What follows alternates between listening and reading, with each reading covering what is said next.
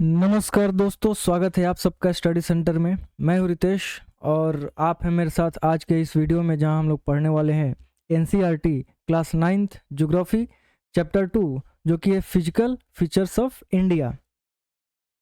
दोस्तों, आप सब जानते हैं कि भारत में अगर आपको पहाड़ घूमना हो तो आप भारत के उत्तरी क्षेत्र में जा सकते हैं। अगर आपको मैदानी क्षेत्र में जाना हो, घूमना हो, तो भारत में मैदानी क्षेत्र भी है। बिहार, यूपी और वेस्ट बंगाल का पूरा क्षेत्र जो है वो मैदानी क्षेत्र है। डेजर्ट की बात करें तो राजस्थान में डेजर्ट भी मिल जाएगा। वहीं ये मैदानी क्षेत्र तो सबसे नई टोपोग्राफी है। अगर बात करें सबसे पुरानी टोपोग्राफी की, तो वो भी जो है आपको इंडिया में मिल जाएगा। साउथ पार्ट में आप जाएंगे तो डेक्कन प्लेटू जो है वो पूरा जो है वो ओल्डेस्ट लैंड मास है। लंबी लंबी घाटियां भी हैं, लंबे लंबे ऊंचे ऊंचे पहाड़ भी हैं। कहने का मतलब है कि इंडिया में ये सारी चीजें हैं, है ना। तो कह रहा है कि our country has particularly all major physical features. तो जितने भी फिजिकल फीचर्स होते हैं इंडिया में जो है वो सारे पाए जाते हैं, जैसे माउंटेन हो गया, plain, desert, plateau and islands. कह रहा है कि कभी आपने सोचा है कि ये फिजिकल फीचर्स कैसे इनका फॉर्मेशन हुआ है। तो इस चैप्टर में हम लोग ये भी पढ़ेंगे कि कैसे इनका फॉर्मेशन हुआ है। तो शुरुआत फॉर्मेशन से लेकर के करेंगे, और कितने टाइप्स ऑफ टोपोग्राफी या फिजिकल फीचर्स पाए जाते हैं वो भी पढ़ेंगे। तो कह रहा है कि इंडिया में जो है, नॉट इन इंडिया, कह रहा है कि बहुत सारे रॉक्स होते हैं। जैसे कि कुछ रॉक्स इतने टफ होते हैं ना, इतने हार्ड होते हैं, जैसे कि ग्रेनाइट। ग्रेनाइट बहुत ही कठोर, बहुत ही जो है हार्ड रॉक है। वहीं दूसरे तरफ ऐसे रॉक भी पाए जाते हैं जिसको अगर आप उंगली से ऐसे घिसेंगे तो वो मिट्टी से भी महीन पाउडर की तरह जो है ना, वो जो है सब्सटेंस छोड़ेगा। अगर उसको आप पटकेंगे, जमीन पे फेंकेंगे, तो वो टूटने वाला नहीं, वो टूटेगा नहीं। लेकिन अगर आप हाथ से उसे घिसेंगे, वो टेल्कम पाउडर जो कि मिट्टी से भी महीन होता है, वो जो है उसका परत छूटेगा उस तरीके से। वगैरह कि एक तरफ जो है मार्बल और ग्रेनाइट जैसे हार्ड रॉक्स पाए जाते हैं, दूसरी तरफ जो है इतने सॉफ्ट स्टोन पाए जाते हैं जिससे टेल्कम पाउडर बनाया जाता है। अगेन कह रहा है कि कलर ऑफ सॉइल, मिट्टी का जो कलर है ये भी चेंज होता है। आप अलग अलग जगह जाएंगे तो मिट्टी का कलर जो है वो भी आपको अलग अलग मिलेगा। क्यों? क्योंकि वो मिट्टी जिस पत्थर से बन रहा है, उस पत्थर का फॉर्मेशन भी अलग तरीके से हुआ है। कह रहा है कि India is a large land mass. India जो है एक बहुत ही लार्ज लैंड मास है। ये क्यों है अभी हम लोग देखेंगे। जब प्लेट टेक्टोनिक थियरी देखेंगे तो उसमें हम लोग देखेंगे कि इसका क्या मतलब है। कह रहा है कि अलग अलग जियोलॉजिकल पीरियड्स ने इंडिया का फॉर्मेशन किया है। इंडिया का जो रिलीफ फीचर है, इंडिया का जो टोपोग्राफी है, टोपोग्राफी का मतलब होता है जो स्थलाकृति है, जो ज़मीन है, जो ज़मीन का भूभाग है। जैसे कहीं आपको पहाड़ देखने को मिलते हैं, कहीं आपको पठार देखने को मिलते हैं, कहीं आपको जो है इस तरीके का स्ट्रेस या डिप्रेशन देखने को मिलता है, तो कहीं जो है समतल जगह देखने को मिलता है, समतल मैदानी क्षेत्र देखने को मिलता है। ये सब कई जियोलॉजिकल पीरियड यानी कि कई लाखों करोड़ों साल में बने हैं। और इनके साथ साथ कुछ और process like weathering, erosion and deposition, इन्होंने जो है इन्होंने भी अच्छा खासा इसमें अपना रोल निभाया है। वेदरिंग क्या है? जब पत्थर एटमॉस्फेरिक एक्सपोजर में आने की वजह से टूटते हैं या चटकते हैं, और जब उनका ब्रेकडाउन होता है, तो पत्थरों का ब्रेकडाउन होना बाय फिजिकल और chemical process, that is called weathering. और इरोजन, जब जैसे ये पहाड़ है, यहाँ से अगर नदी उतर रही है, फ्लो कर रही है, तो अपने साथ कटाव करके आएगी, तो कटाव हो गया इरोजन। और कटाव किया हुआ मिट्टी कहीं ना कहीं डिपॉजिट हो जाएगा, तो ये हो जाएगा आपका डिपोजिशन। तो हमने देखा weathering, erosion and deposition modified the relief to its present form. तो आज के डेट में जो हम टोपोग्राफी देखते हैं, इसको बनने में कई जियोलॉजिकल पीरियड लगे हैं, बहुत लंबा समय लगा है, और बहुत सारे geological process like weathering, erosion and deposition ने भी जो है काम किया है। अब इन सब का निर्माण कैसे हुआ है? अर्थ साइंटिस्ट यानी कि जियोलॉजिस्ट ने कई सारी थ्योरी जो है उन्होंने सुझाए हैं। तो एक बड़ा ही फेमस थियरी है जो है थियरी ऑफ प्लेट टेक्टोनिक्स। आइए इसको देखते हैं। तो अर्थ साइंटिस्ट यानी जियोलॉजिस्ट वो ये कहते हैं कि पैंजिया जो है वो सुपर कंटिनेंट था। इसका क्या मतलब है? इसका मतलब यह है कि ये जो सुपर कंटिनेंट है ये ब्रेकडाउन हुआ, कई लाखों करोड़ों साल में ये ब्रेकडाउन हुआ, और ब्रेकडाउन होने का नतीजा है आज के जो सारे के सारे 7 कंटिनेंट्स हैं। यानी कि ये सारे सातों कंटिनेंट्स पहले एक ही पीस थे। तो ये पेंजिया ब्रेक होता है लगभग 25 करोड़ साल पहले, और ब्रेक होकर के दो पार्ट्स का निर्माण करता है, दो कंटिनेंट का निर्माण करता है। पहला कंटिनेंट जो है वो अंगारा लैंड, जिसको हम लॉरेशिया भी बोलते हैं, और दूसरा जो गोंडवाना लैंड। तो पेंजिया टूटा दो कंटिनेंट में, अंगारा लैंड एंड गोंडवाना लैंड। अब ये गोंडवाना लैंड जो है आप देखिए ये साउथ में है, ये गोंडवाना लैंड। अब ये तीसरी बार टूटता है। गोंडवाना लैंड जो है, गोंडवाना लैंड टूटता है इंडो ऑस्ट्रेलियन प्लेट में लगभग 18 करोड़ साल पहले।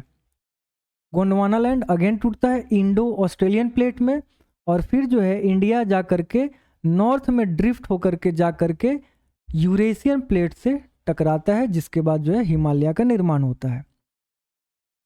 अब वापस अपने टेक्स्ट बुक में चलते हैं। Movement of plates result in building of stresses. जब प्लेट्स मूव करते हैं तो स्ट्रेसेस का निर्माण होता है, जिसके वजह से फॉल्टिंग और वोल्केनिक एक्टिविटी का फॉर्मेशन होता है। जैसे मान लीजिए कि एक प्लेट है, एक ये प्लेट है, अगर ये दोनों एक दूसरे के तरफ बढ़ेंगे तो इस तरीके का फॉर्मेशन हो सकता है। ये दोनों एक दूसरे से कोलाइड करेंगे तो इस तरीके का फोल्ड माउंटेन का फॉर्मेशन हो सकता है। अब मान लीजिए कि एक और प्लेट है, ये इधर बढ़ रहा है और ये इधर जा रहा है, तो इस स्थिति में यहाँ पे वैक्यूम यानी कि गैप क्रिएट हो रहा है, और ये जो है बहुत ही सेंसिटिव और वीक पॉइंट है, क्योंकि सतह के नीचे या इस जगह पे यहाँ मोल्टेन रॉक्स हैं।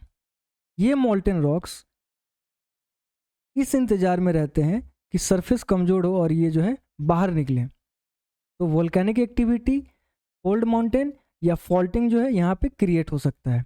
अगेन ये जो प्लेट मूवमेंट्स है इनको 3 टाइप्स में डिवाइड किया गया है। पहला टाइप जो है यह है कन्वर्जेंट बाउंड्री, दूसरा है डाइवर्जेंट बाउंड्री। पहले डाइवर्जेंट बाउंड्री को देखते हैं। ये दो प्लेट आपको दिख रहा है जो एक दूसरे से उल्टे दिशा में एक दूसरे से दूर जा रहे हैं। अब ये दूर जा रहे हैं तो कहीं ना कहीं जा करके ये टकराएंगे। ये दूर जा रहा है तो कहीं ना कहीं किसी प्लेट से तो जा करके टकराएगा। तो ये देखिए जब दूर जाए तो डाइवर्जेंट बाउंड्री, अब जब वो एक दूसरे से लड़ें, कन्फ्रंट कर जाएं, तो इसको कन्वर्जेंट बाउंड्री बोलते हैं। इसमें देखिए एक प्लेट जो है नीचे जा रहा है और एक प्लेट जो है ऊपर जा रहा है। यहाँ पे ये हो सकता है कि ब्लॉक माउंटेन का निर्माण हो जाए, या फिर जब एक प्लेट दूसरे प्लेट के ऊपर इस तरीके का फॉर्मेशन करता है तो आप देखिए ये जो है ब्लॉक माउंटेन का निर्माण हो गया है। लेकिन वहीं अगर ये प्लेट इस तरीके का फॉर्मेशन करे,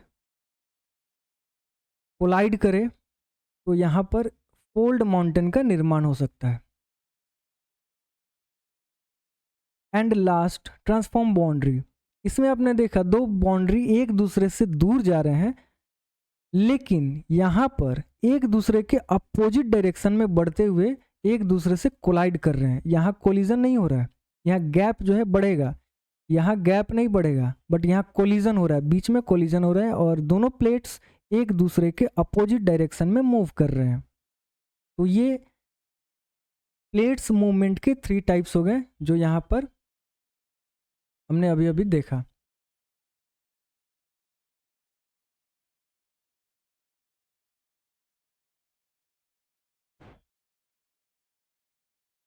अब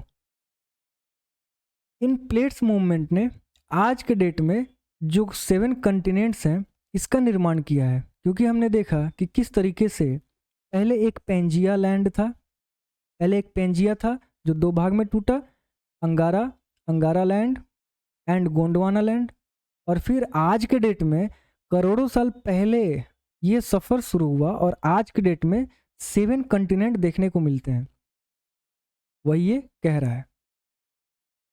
नाउ मोस्ट वोल्केनोज जो है ना, अर्थक्वेक और वोल्केनो, ये कहाँ होते हैं? प्लेट मार्जिन पे, यानी कि ये एक प्लेट है, एक ये प्लेट है, और ये जो मार्जिन, ये जो बीच का गैप है, यहाँ बहुत वीक और सेंसिटिव पॉइंट बन जाता है, जिस वजह से जो मोल्टेन रॉक्स हैं ये इंटेंड करते हैं बाहर निकलने का, और इस वजह से वोल्केनो का निर्माण हो जाता है। या जब ये दूसरे से टकराएंगे, ये जब एक दूसरे से टकराएंगे, तो जब भी कोई चीज़ टकराता है तो वाइब्रेशन होता है, इस वजह से ये प्लेट्स जब टकराएंगे तो अर्थक्वेक का जो है फॉर्मेशन होगा। बट कह रहा है लेकिन कुछ जो है विद इन प्लेट्स, कुछ प्लेट्स में भी होते हैं, कुछ वोल्केनो जो है प्लेट्स में भी होते हैं। आगे है ओल्डेस्ट लैंड मास। अभी हमने देखा कि इंडिया जो है largest, one of the largest land mass था, अब कह रहा है ओल्डेस्ट लैंड मास। जी हाँ बिल्कुल, गोंडवाना लैंड। इंडिया का जो साउथ वाला एरिया है जो इस तरीके का स्ट्रक्चर बनाता है, ये वाला जो पार्ट है इंडिया का, ये पूरा नीचे का south part, that is called, ये पूरा part that is called Gondwana land, that is a part of Gondwana land, जो इंक्लूड करता है उस समय जब ये पेंजिया से अलग हुआ था, तो उस समय इस गोंडवाना लैंड में इंडिया, आज का ऑस्ट्रेलिया, आज का साउथ अफ्रीका एंड आज का साउथ अमेरिका प्लस अंटार्कटिका, ये सिंगल पीस ऑफ लैंड बनाते थे। तो जब पेंजिया ब्रेक डाउन हुआ था आज से 25 करोड़ साल पहले, और अंगारा लैंड प्लस गोंडवाना लैंड का फॉर्मेशन हुआ था, तो इस गोंडवाना लैंड में India, Australia, south Africa, America and Antarctica एक सिंगल पीस ऑफ लैंड बनाते थे। फिर बाद में कन्वेक्शनल करंट्स यानी कि महासागरीय धाराओं ने इसको तोड़ा और कई सारे पीसेज में बांट दिया। इंडो ऑस्ट्रेलियन प्लेट जो है ये गोंडवाना लैंड से सेपरेट हुआ और नॉर्थ की तरफ बढ़ा, जिसमें इंडिया जो है ये ड्रिफ्ट हुआ, नॉर्थ की तरफ बढ़ते हुए ड्रिफ्ट होते हुए नॉर्थ की तरफ बढ़ा और यूरेशियन प्लेट से जाकर के कोलाइड कर गया। इस कोलिजन की वजह से वहाँ पर जो जियोसिंक्लिन सेडिमेंट्स थे, अब जियोसिंक्लिन सेडिमेंट्स क्या होता है पहले वो समझिए। मान लीजिए कि जैसे ये तो पहाड़ हो गया, पर कहीं मिट्टी में इस तरीके का, धरती पे इस तरीके का डिप्रेशन भी होता है, इसको जियोसिंक्लिन बोलते हैं। अब जियोसिंक्लिन है तो यहाँ यहाँ डिप्रेशन है, ऐसे गड्ढा है, तो यहाँ कुछ ना कुछ सेडिमेंट होगा। सेडिमेंट मतलब समतल या तलहटी में जब कोई चीज़ जमा होता है तो उसको सेडिमेंट बोलते हैं। तो जैसे पहाड़ एक फिजियोग्राफी है, उसी तरीके से डिप्रेशन भी एक फिजियोग्राफी है, तो इसको बोलते हैं जियोसिंक्लिन। अब यहाँ सेडिमेंट्स हैं, अब यहाँ सेडिमेंट्स हैं, ये सेडिमेंट जब प्लेट कोलाइड हुआ तो कोलिजन की वजह से ये ऊपर उठा, अपलिफ्टमेंट हुआ, इस अपलिफ्टमेंट की वजह से हिमालय का फॉर्मेशन हुआ। तो क्या now Gondwana land is the southern part of ancient super continent Pangaea. तो पेंजिया जो था, पेंजिया टूटा 2 पार्ट में, पहला पार्ट जो है नॉर्थ पार्ट जिसको अंगारा लैंड बोलते हैं, और साउथ पार्ट जो था वो गोंडवाना लैंड था। अब कह रहा है कि जो टेथिस सी था वहां पर जाकर के कोलिजन हुआ इंडियन प्लेट का, जिसके वजह से हिमालय का अपलिफ्टमेंट हुआ। इस वजह से क्या हुआ कि जो पेनिनसुलर प्लेटू था, इंडिया जो पेनिनसुलर प्लेटू था, वहां पर एक लार्जर बेसिन का फॉर्मेशन हो गया, जिस वजह से with due course of time, समय के साथ इस डिप्रेशन में बहुत सारा डिपोजिशन हुआ। अब ये मान लीजिए कि माउंटेन है, यहाँ से डिपोजिशन होगा थ्रू रिवर्स, रिवर्स यहाँ से जो है, यहाँ से इरोजन करके यहाँ जा करके डिपॉजिट करेंगी, तो यहाँ पे जो है प्लेन एरिया का फॉर्मेशन होगा।